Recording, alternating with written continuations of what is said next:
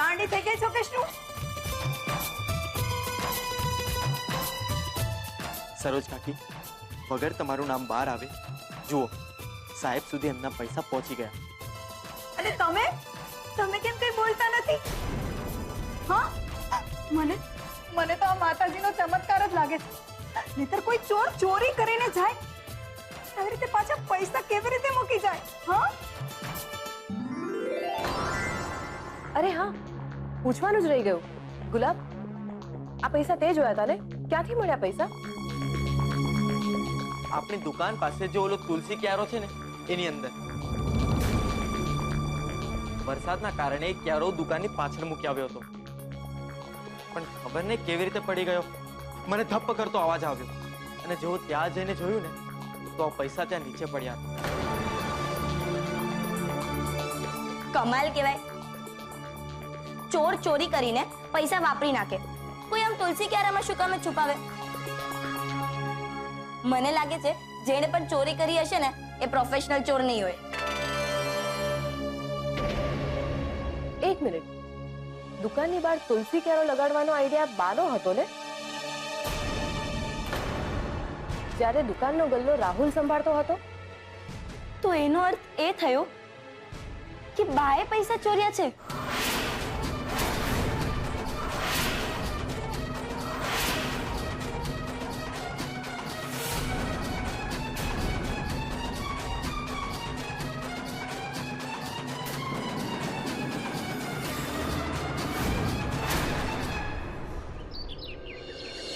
નથી રે પીધા મેં અજાણી મેવાડના રાણા, ઝેર તો પીધા જાણી જાણી, ઝેર તો પીધા જાણી જાણી. હાય બા,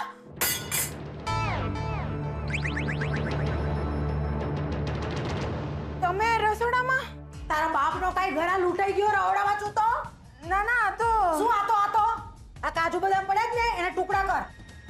અને સાંભળ, ટુકડા કરવાના છે, વાટીને ભૂકો ના કર નાખતી. મારા મોહનને શીરામાં છે ને કાજુ બદામના ટુકડા આમ ખાવામાં આવે ને, બહુ ભાવે નાનપણથી.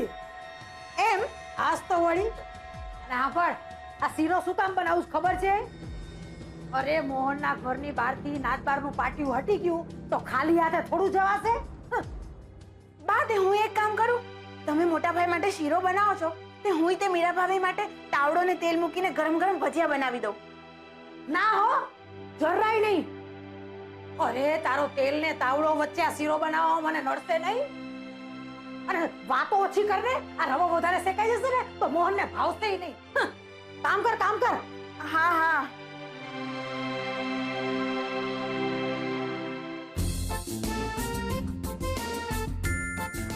બાનું મને કઈ સમજાતું જ નથી. આમ તો મોટા ભાઈ માટે શીરો બનાવે છે અને આમ એમના જ 5 લાખ રૂપિયા ચોરીને બેઠા છે. શું કામ? હવે એમને થોડી પૂછાય. બિચાર ચૂપ, ગમે તેમ ના બોલ. બા શું કામ ચોરી કરે? અને જો તારા પપ્પાની હાલત જો, તારી વાત સાંભળી ને કેટલા દુખી થઈ ગયા.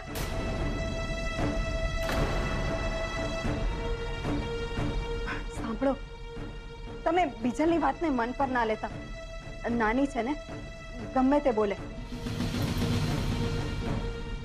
અને બીજલ, ચાલ તારા પપ્પાને સોરી કહેતો. પપ્પા એમ નહીં, સોરી નહીં. બીજલ સાચું કે છે.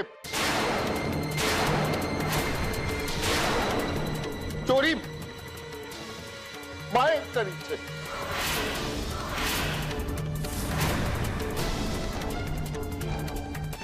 અરે પણ બા આવું કેવી રીતે કરે? ના, હું નથી માની શકતી આ વાતને. અને ક્યારે? સગાઈ વખતે તો બા આપણી સાથે જ હતા ને? નહીં મમ્મી, પપ્પા સાચું કહી રહ્યા છે. સગાઈના દિવસે શક્કરની લાપસી નહોતી, એટલે બા લાપસી બનાવવા માટે ત્યાંથી નીકળ્યા હતા. મીરા બહુ જાઓ લાપસી લઈ આવો. લાપસી એ તો નથી બનાવી. અને મીરા બહુ કંસાર વિના સંસાર થોડી હાલે. આ સુકનની લાપસી તો હોય કે નહીં?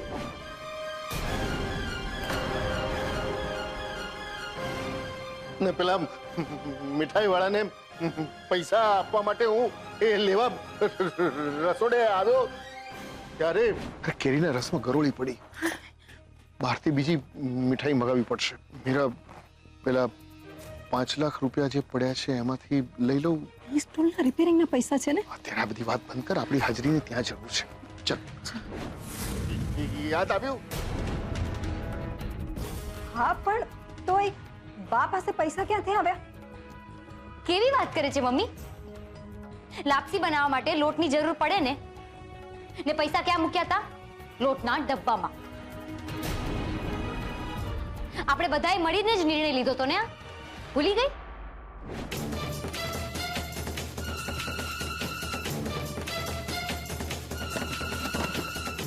ટેબલ પકડો.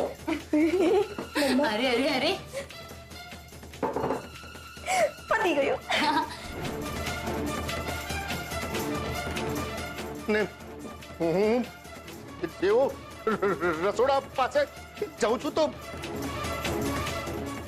તીનુ કાકાને મેં ભાગતા જોયા. પૈસા ક્યાં રાખ્યા છે?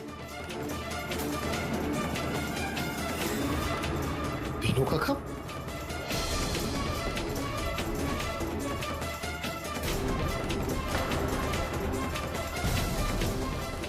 ને પછી જોઉં તો બા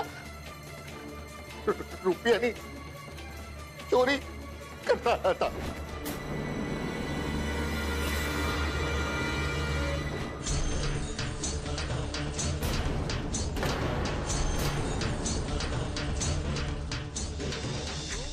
હું જોઈ રહ્યો એમને. બા, મારા બા ચોરી કરે.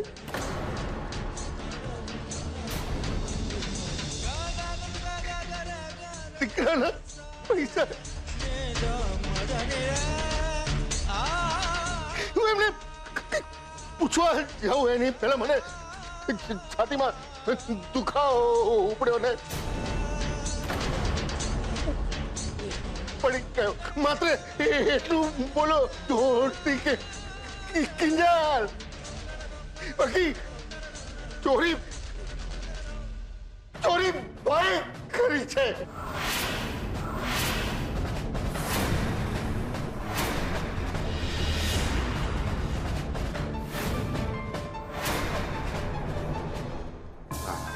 ચા તો સારી હે. હા બા, શું સુગંધ આવે છે! આખું ઘર મગમગી રહ્યું છે શીરાની સુગંધથી. એ સરસ, વાટકી ચમચો લઈ આવજા. એ ઊભી રે, કાંઈ જરૂર નથી. અરે બા, કઈ સુગંધથી પેટ થોડી ભરાય, ખાવા તો દો. અત્યારે ખાલી સુગંધિત ભરી લે. આ શીરો મારા મોહન હાટુ બનાવ્યો છે. વાહ, આઈડિયા આપું હું ને શીરો ખાય મોહનભાઈ અને મને કઈ ન મળે. અરે હોતું હશે કઈ? તારા હાટુ અંદર તપેલું ભરીને રાખ્યો છે અને ત્યાંથી તો પાછું તારા હકનું લઈને જ આવવાની છું. સમજો? અચ્છા, એટલે ઓલું માસુભાઈ વાળું. હાસ તો વળી. આવો આવો આવો. બેસો બેસો બેસો.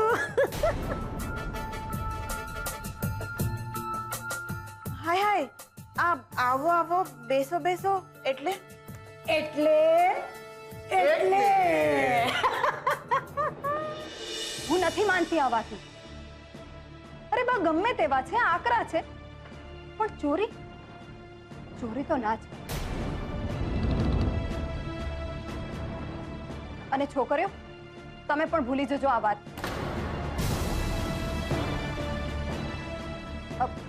મને લાગે છે તમારી તબિયત હમણાંથી સારી નથી રહેતી ને, એટલે કદાચ મારું સપનું જોયું હોય.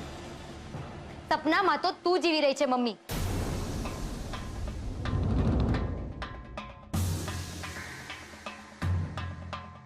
હવે મને સમજાયું કે જ્યારે પપ્પાની બૂમ સાંભળીને હું ભાગતી ભાગતી ઘરમાં આવી હતી ત્યારે રસોડા તરફ ઈશારો કરીને પપ્પા મને પૈસાની ચોરી વિશે કહેવા માંગતા હતા, સમજાવવા માંગતા હતા કે ચોરી બીજા કોઈએ નહીં પણ બાએ કરી છે.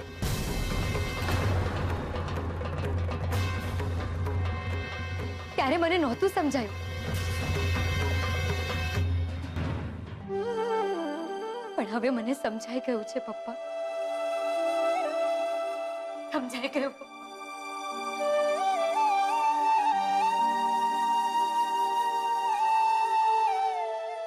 યસ, હોસ્પિટલમાં પણ જ્યારે પપ્પા આંગળી ચીંધીને પૈસા ચોરીની વાત કહેવા માંગતા હતા ત્યારે બા ત્યાં સામે જ ઊભા હતા. હવે આખું ગણિત સમજાય છે. બા ત્યાં હોસ્પિટલમાં પપ્પાની આસપાસ એમની સેવા ચાકરી માટે નહીં પણ પપ્પા એમનું નામ કોઈને નથી કહી દેતા એ જોવા માટે બેઠા રહેતા હતા.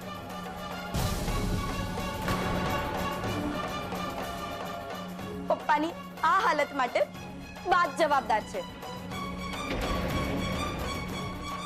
હા, અહીંયા આપણે વીસીના હપ્તા ભરવા માટે, હોસ્પિટલના પૈસા ચૂકવવા માટે રાત દિવસ એક કરીએ છીએ અને બાના તો પેટનું પાણી પણ નથી હલતું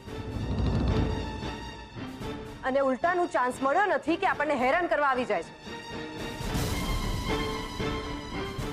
નહીં તો શું, ને આજે આપણને ચાન્સ મળ્યો છે.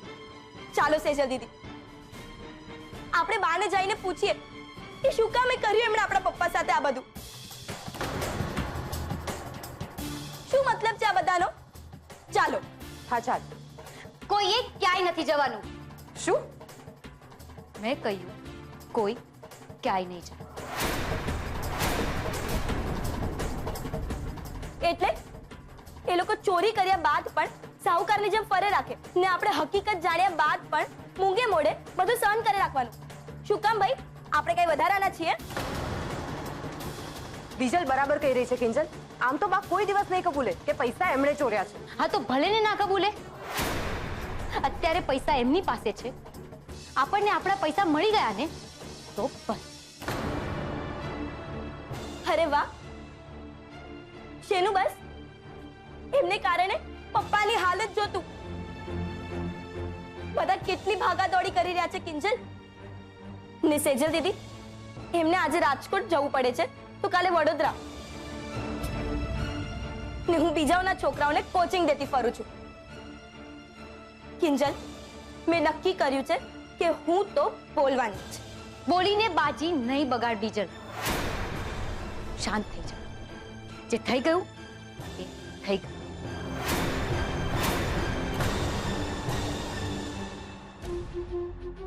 આપણા નસીબમાં જેટલી પીડા હતી ભોગવી લીધી ને ભોગવી રહ્યા છીએ. પણ જરા તું પપ્પાને જો, એમનો વિચાર કર. આટલા દિવસથી બાની હકીકત પોતાની અંદર દબાવીને બેઠા હતા. કેમ કર્યો છે એમનો વિચાર? બાને જઈને પૂછવાનું મન તો મને પણ થાય છે. મારે પણ કરવો છે એમને સવાલ કે એક સગી માં થઈને પોતાના જ દીકરાના ઘરમાં ચોરી કરવા માટે કેવી રીતે જીવ ચાલ્યો એમનો? કેવી રીતે જીવ ચાલ્યો?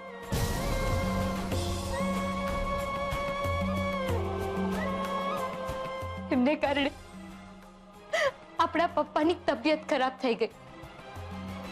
બોલો, એમનો ઈલાજ કરવા, જીવ બચાવવા પૈસા માટે વલખા મારતા રહ્યા. અને તોય એક માં થઈને પણ એમને ચોરેલા અને તુલસી ક્યારે છુપાવેલા પૈસા કાઢવાનું એમનું મન ના થયું. કેમ ના થયું?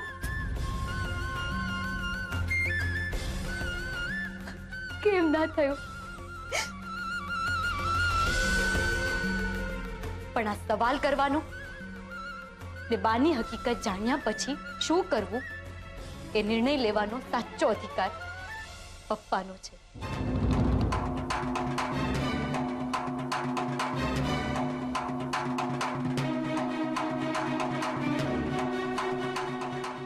બોલો પપ્પા, ઇન્સ્પેક્ટર રાણાને બોલાવીને બાને જેલમાં મોકલવા છે કે નહીં?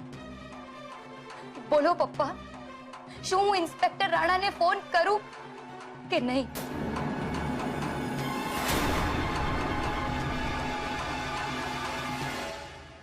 બા તમારી શીરાવાળી થેલી ક્યાં? અલી એ સરોજ, ટિફિનની થેલી લાવ ને ભાઈ સાહેબ. હા બા, આમાં શીરો લઈ લીધો જ ને. તો હું શું કહું છું, આની સાથે 2 જોડી કપડાં નાખતા જાવ ને, એટલે મોહનભાઈ ત્યાં રહેવું હોય તો રેવાય. હાય હાય રગલા, તને 2 ચમચી શીરો ખાવાની શું ના પાડી? તું મને ઘરની બહાર તગડી મેલસ. અરે ના બા, એવું નથી, તમે સમજો.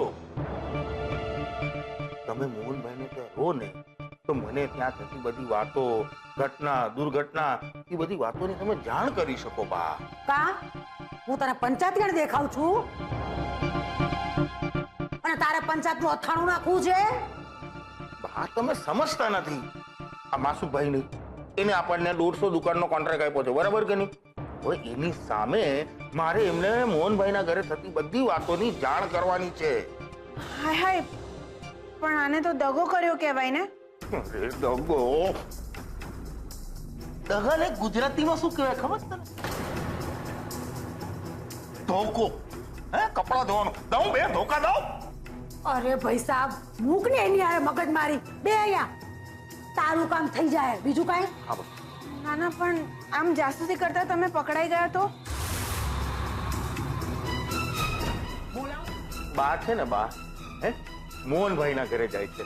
હે, કોઈ બોર્ડર ઉપર નથી જતા જાસૂસી કરવા કે પકડાઈ જશે તો એમને જેલ થઈ જાય. અને ત્યાં પકડાશે મોહનભાઈને ત્યાં, તો બાને બધી જાતના નાટક કરતા આવડે છે.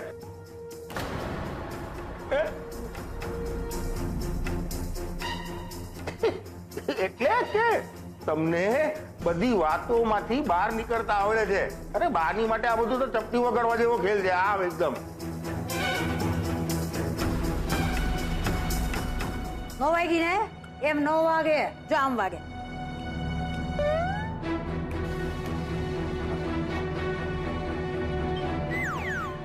આ કેવો અવાજ? ઓ, દરવાજાની ઘંટડી વાગે છે. હાલ હવે ઊભો થા ને, જઈને જોઈએ કટાણે કોણ આવ્યું છે. આગી જા.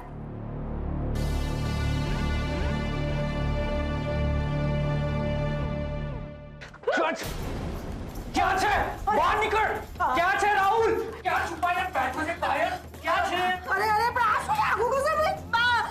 લે, કોણ છે તું? અને આ બધી લબાડગીરી અહીંયા શું કરે છે? અને મારી બાને ધક્કા છે ને મારે તે કોનું કામ છે? તું નીકળ અહીંયા, નીકળ. એ બાબુને હાથ પર અડાડ્યો છે ને, તો બોલાવ તારા દીકરાને. ક્યાં છુપાઈને બેઠો છે? હે, એને કે મારા પૈસા ખુલ્લા કરે. એ શેના પૈસા? કેવા પૈસા? મારા દીકરાનો કોલર છોડતો. મેં તો હમણાં પોલીસમાં ફોન કરીશ. એમ તો બોલાવ પોલીસને. બોલાવ ને. હું કોઈનાથી ડરતો નથી. હા, શું મોટી મોટી ટોપીઓના નંબર મારા ફોનમાં છે, એટલે આવી બધી ધમકીઓ મને નહીં આપવાની. સમજી ગઈ ડોશી? હા બાબા, જો ભાઈ, તમે જરા આ બંદૂક નીચે મૂકો ને.